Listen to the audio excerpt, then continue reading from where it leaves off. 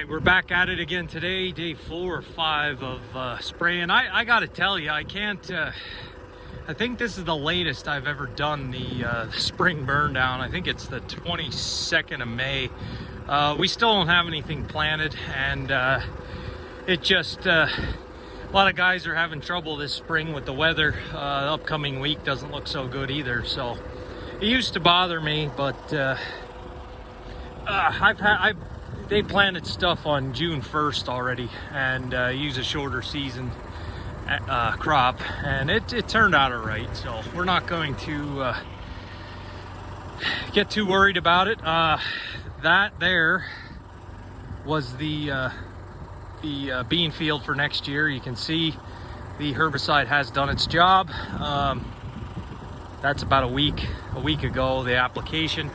I just did the for the corn, one of the fields, no, 2, 3, 4. I have four corn fields done. I have about 18 acres left to go, so we're gonna try to finish that today. It is 91 degrees today, so warmer day here. So I'm hoping once those excuse me, once those seeds get in the ground, it's gonna be nice and warm and ready to start growing. So, all right, back down for water. All right, last field for the pre. Gotta do that one, and we're done. And we can plant anytime. All right, guys. So all the spraying is done. They had texted and said they were coming out today to start planting. I don't see anything done yet. They must have got hung up at the other farm. Anyway, I got a side mission here. I got to get these trees out of the field before they plant. So let me get up there and do that.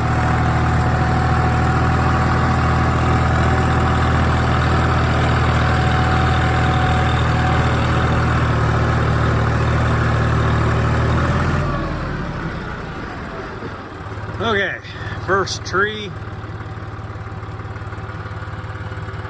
broke off there. We had a lot of wind and storms this winter. Actually, there's 2. That one's new.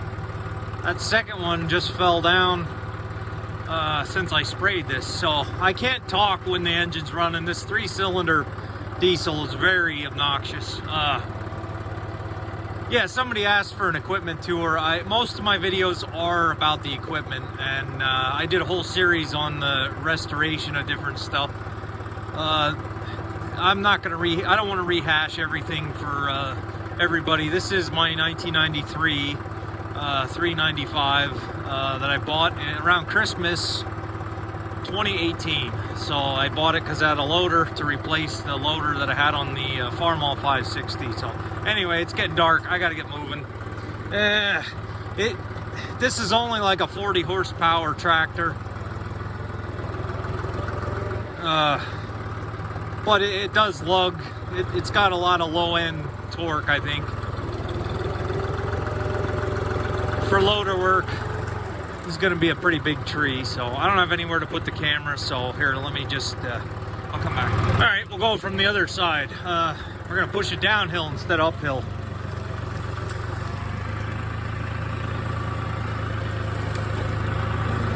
I can't, the loader will lift the back end of the tractor right off the ground. Woo, like it is now. Doesn't look like that big of a tree, but this, let me push instead of lift. It's not that big a tree, but this tractor doesn't weigh all that much. I mean, there's compact tractors that have more horsepower. But this has more weight than a compact.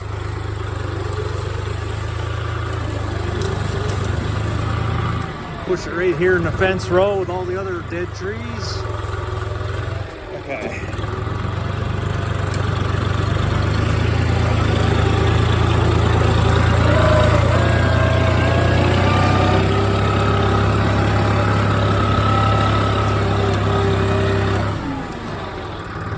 We'll use leverage to our advantage.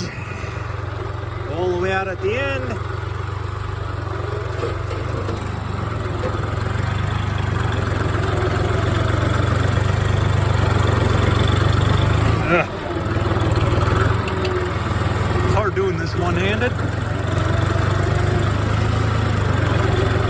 Alright, so all I'm doing is spinning it. So I'm gonna have to go in the middle.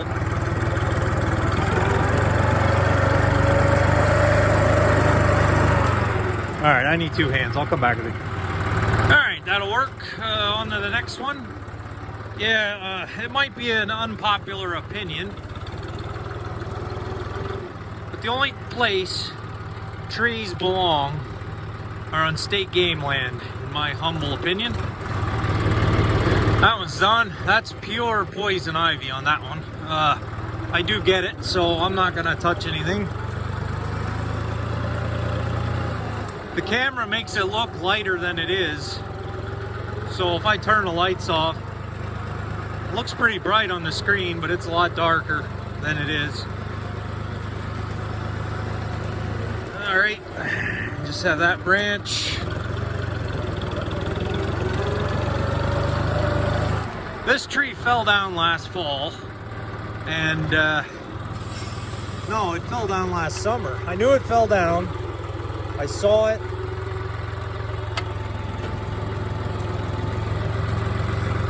And the corn's never that good here under the trees anyway. And I figured it was going to cause more damage to the corn driving around with the loader and just letting him combine around it. And it doesn't look like he missed too much.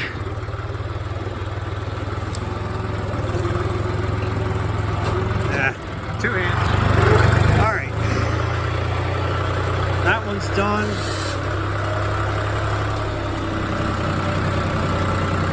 Now there's one all the way down at the end of this.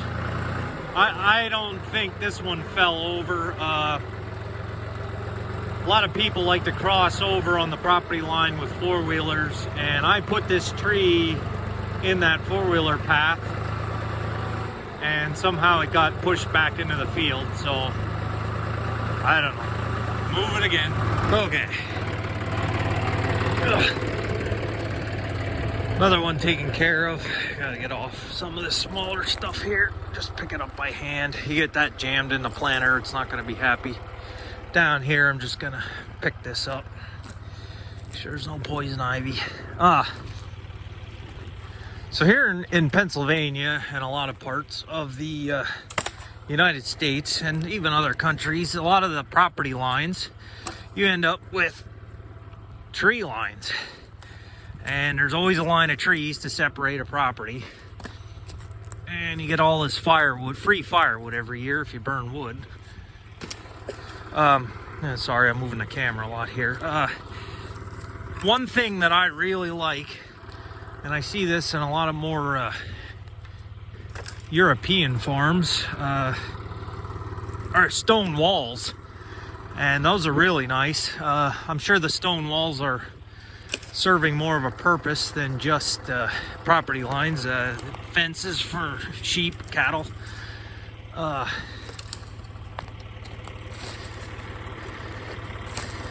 On Google Maps, I like to go into Street View and just go through the countryside in different countries, and a lot of stone walls, which was interesting to me. Here, all the stones they just threw on a pile, one pile. So I guess though, if you're not fencing in anything, it is what it is. So, but yeah, I do like the stone wall idea, and you can maintain it right up to the wall. All right, another one. It's all the way up on top. Come back.